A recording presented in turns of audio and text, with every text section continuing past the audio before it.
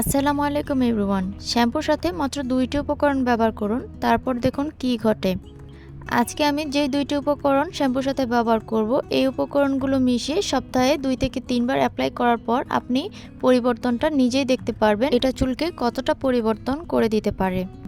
তো এই শ্যাম্পুর প্যাকটি তৈরি করার জন্য এখানে আমি ক্লিয়ারের একটি শ্যাম্পু নিয়েছি। আপনারা এখানে যে কোনো ব্র্যান্ডের শ্যাম্পু নিতে পারেন। আপনাদের কতটুকু শ্যাম্পু প্রয়োজন সেরকম পরিমাণ অনুযায়ী শ্যাম্পুটা এখানে নিয়ে নেবেন। এখানে 2 থেকে 3টি প্যাকেটও নিতে পারেন পরিমাণ করে।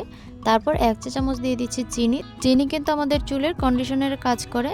তারপর এখানে নিয়েছি লেবু। লেবুটাকে আমি এরকম পিস করে কেটে নিয়েছি। এখন লেবুর রসটা আমি এর মধ্যে চিপে দিয়ে দিব। লেবুটা কিন্তু শ্যাম্পুর পরিমাণ অনুযায়ী বাড়িয়ে বা কমিয়ে দিয়ে দিবেন। লেবুর রস কিন্তু আমাদের চুলের জন্য খুবই উপকারী একটি জিনিস। লেবুর রস আমাদের চুলকে অনেক সিল্কি করে তোলে, আর মাথায় যদি খুশকি থাকে তাহলে সেটাকেও রিমুভ করে দেয়, চুলটাকে অনেকটাই ঝলমলে করে তোলে। এই লেবুর রসটার মাধ্যমে মাথার তালু এবং চুল খুব ভালোভাবে ক্লিন হবে, আর আপনার মাথাটাও অনেকটা ফ্রেশ লাগবে, চুলগুলো খুবই ফ্রেশ লাগবে। এবারে 2টি উপকরণ দেওয়ার পর শ্যাম্পুর সাথে খুব ভালোভাবে মিশিয়ে নিতে হবে। চিনিটা খুব ভালোভাবে মিশিয়ে গলিয়ে নিতে হবে। ব্যাস, এই শ্যাম্পুর প্যাকটা কিন্তু আমার তৈরি করা হয়ে গিয়েছে। এর মধ্যে আর কোনো কিছুই ব্যবহার করতে হবে না।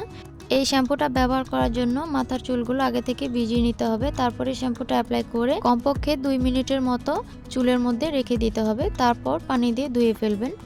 এরপর চুলটা শুকানোর পর আপনি বুঝতে পারবেন আপনার চুলের পরিবর্তনটা। প্রতি সপ্তাহে 2 থেকে 3 দিন এই শ্যাম্পুটা অ্যাপ্লাই করার পর আপনার চুলটা কিন্তু অনেকটাই পরিবর্তন হয়ে যাবে। চুল সিল্কি করবে, চুলটাকে ঝলমলে করে তুলবে, আর চুল ফেটে যাওয়া, চুল ভেঙে যাওয়ার সমস্যাও দূর করে দেবে। আপনারা যদি চুলের কিংবা স্কিনের এই ধরনের টিপস রিলেটেড ভিডিও দেখতে চান তাহলে অবশ্যই কমেন্টস করে জানাবেন। আমি নেক্সটে আরও বিভিন্ন টিপস ভিডিও শেয়ার করব। তো আশা করছি ভিডিওটি ভালো লেগেছে। ভালো লাগলে অবশ্যই চ্যানেলটিকে সাপোর্ট করে দেবেন আর চ্যানেলের পাশেই থাকবেন। সবাই ভালো থাকবেন, সুস্থ থাকবেন। আল্লাহ হাফেজ।